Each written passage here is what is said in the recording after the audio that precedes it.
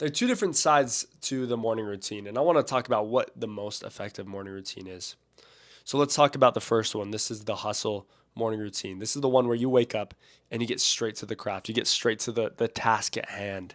This is a great morning routine. Honestly, it's worked for me a lot in my life. But you find every single time that after a certain point, you're unhappy. You feel unsatisfied. You feel unfulfilled. You feel like you have untapped dreams. Like you haven't done enough for yourself.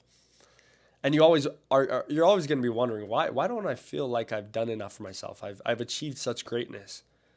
Right? And then there's this other side, right? This is the preparation. This is the one where you spend more time taking time, right? Where you study the scriptures, you go to the gym, you take a cold shower, and you might intermix the both of them. But I really do believe that this side, the preparation side, is the most effective for a happy life.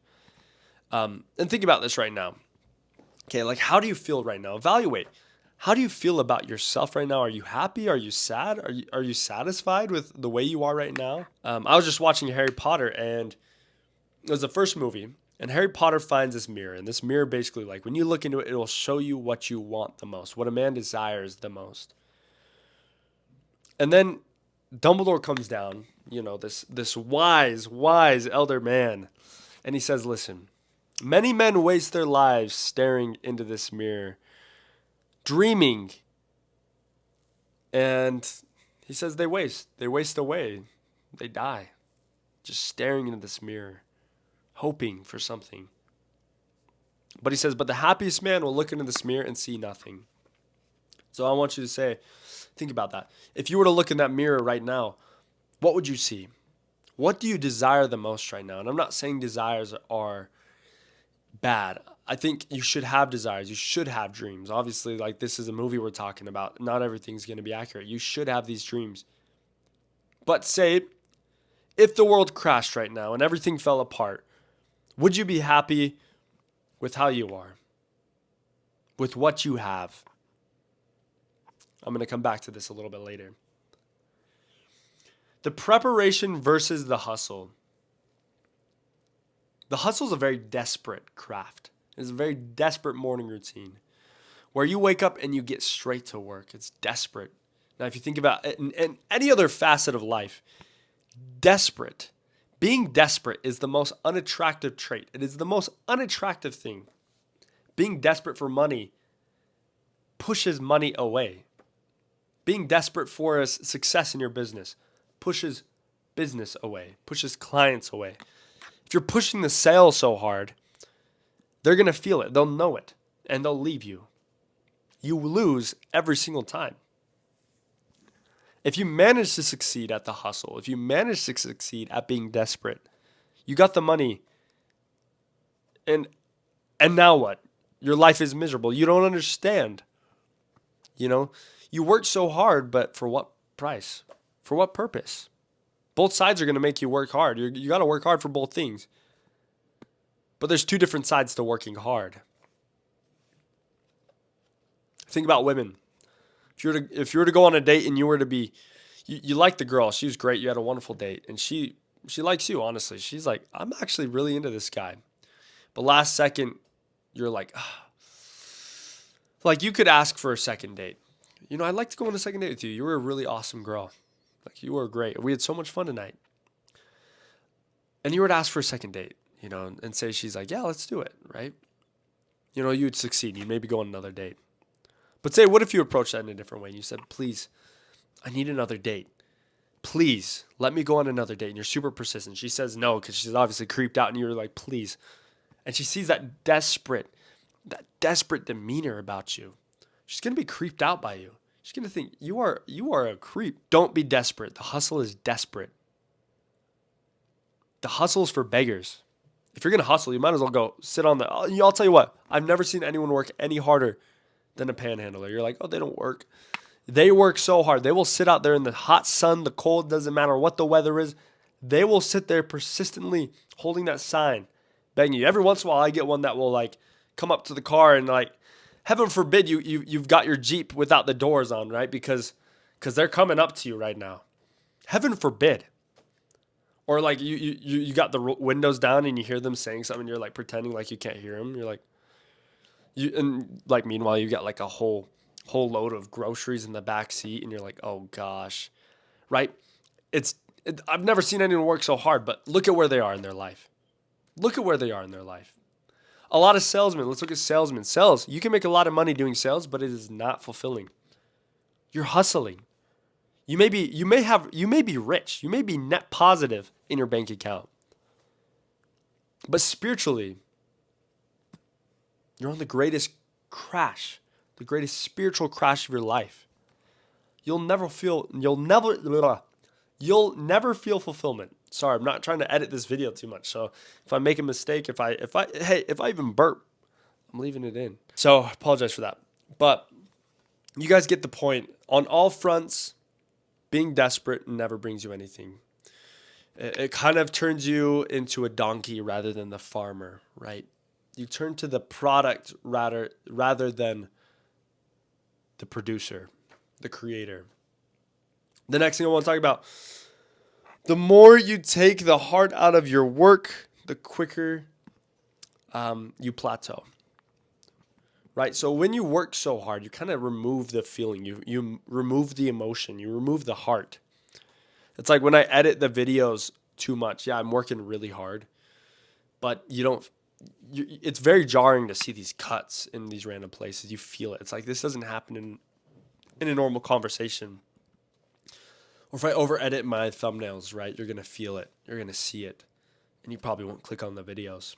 It's the same thing in all other facets of life. If you work too hard, if you put too much work into things, you remove the heart from it. Right? You remove the heart, you can't feel it. If you can't feel this video, what's the purpose? If I'm adding music to give you these artificial feelings of fulfillment, then I'm robbing you, quite honestly. You're not growing, you're plateauing. Right? So if you remove the heart from work, you lose everything. Right? Now that's what's so cool about the preparation. When you take the time and you study the scriptures, when you take the time to pray, take a cold shower, you take the time to put yourself together, you feel happy, you feel joy. What's the purpose of all of this if you don't feel joy? Right? What is the actual product of, like, why do you want money so badly? Why do you want to succeed in your business so badly? If what you get is business and you start receiving money like never before and you can't feel the joy that comes from it, like at the end of the day, that's the product to money, right? We want the joy that comes from the money. We want the satisfaction, the feeling of achievement. But if we've achieved all these things and we haven't even taken the time to understand ourselves or God, then what was the point? What was the purpose if we wasted our youth slaving away? None of us want to be slaves. The hustle mindset is a slave mindset. It's I can't bend a knee for my master. I have to bend a knee to my master, which is me, right? Rather than it being God. God has greater plans for you than you have plans for you. God knows what you want, and he's trying to help you get there, but you got to do things the right way. You got to take time for him. You got to spend time on God. It's like when I started reading the scriptures more, I started feeling more, I started understanding concepts more, I started grasping them and wanting to share them a little bit more. It helped me in all facets of YouTube so far, and it's only been a week. It's changed my whole perspective on things. My joy is through the roof. I'm not drained or depressed while I work on these videos, and I don't want to feel depressed making videos that are supposed to help you. Now think of this. God has always told those he calls, like, to go on missions, like his apostles. He sent them all out on missions. He always tells them to go without a plan. Go without a purse or script. Don't have a plan. When you're out there in the field and you're working with random people and you're trying to heal them, don't have a plan. Trust God, because I'm calling you to this. I've deemed you worthy to go and do this thing. You've come to this earth. You've been placed in a position. Look at where you're at. Doesn't matter how hard your life is, how good your life is, how great your situation is, or how negative your situation is. God has entrusted you with certain things on either side of the board. If you're entrusted with money, that's a pretty hefty burden to carry. You can make a lot of mistakes with money. You can do a lot of bad with money. You can go and party and waste and drink. And you can utilize that money to manipulate people. Money can buy anything in this world. It's quite true. But the fact that God trusted you enough to have that money in the first place, that's a miracle in and of itself. Or in a negative situation, you are poor as all get out. Your family is abusive. You've got negative family. You've got negative friends. You're addicted to things. God has entrusted you. He has entrusted you with challenge and with struggle because you're already strong. You have everything you need. God has given you everything you need. But the second you lose the faith and you make it about the hustle, then you lose the vision. You lose the sight. You become myopic and nearsighted. You only see things at face value rather than what they are actually worth. The time you spend with your family is worth more than gold, worth more than the thousands of dollars that you can make selling phones or clothes or whatever it is, right? It doesn't matter what you do. If you aren't spending time with your family or with your God or with yourself, do you even know who you are? Is it even worth it? Go without a plan. The Lord has always said, take no thought for what you shall eat or what you shall drink or what you shall even put on. Don't take any thought. But first take thought, take heed, make heed to the kingdom of heaven. Prioritize the kingdom of heaven. And then he says, and then all of these things will be added upon you. All these things like the food, the water, the clothes. Where am I going to get these things? God will provide those things if you first seek the kingdom of heaven. If your priority is God, you always win. Then wealth can be added upon you. Then success can be added upon you. Then you can make more friends that are positive with goals and dreams. Then you can have that cool car, right? God wants to see that you're worthy enough. He wants to give you these things. He really does. When you pray for them, the second you pray for them, he is making plans to help you receive them. But if you are not in the right place, if you haven't done the spiritual work, it's not worth it. Anyways, I'm going to leave you guys with all that. And I hope you guys really internalize the things that I said because it's all going to lead you back to God. If you do it right, it's going to lead you back to God. My name is Gabriel Bowman. Thank you guys so much for watching this video. This is my whole entire purpose, to help you guys find fulfillment through God. And if I can be the vessel for that, if I can be the sword in the Lord's sheath, and then that's all I want.